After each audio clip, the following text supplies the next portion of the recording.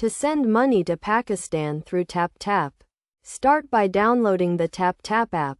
Once installed, select Pakistan as the country you want to send money to, ensuring the correct currency exchange is displayed. Next, choose the amount you want to send, taking note of the conversion rate shown at the top. For example, if you want to send 25 euros, simply type in the amount. You may be eligible for a discount if you enter a promo code, so be sure to check for any available codes.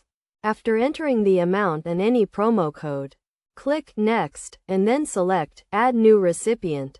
Here, you'll need to choose the payout method, such as Easy Paysa, Jazz Cash, bank account, or cash pickup. Enter the recipient's details, including their full name and account number, which may vary depending on the chosen payout method.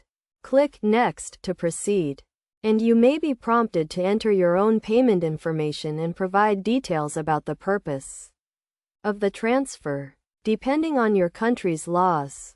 Finally, review the overview to ensure all details are correct, and if they are, confirm the transfer to send the money to Pakistan through TapTap.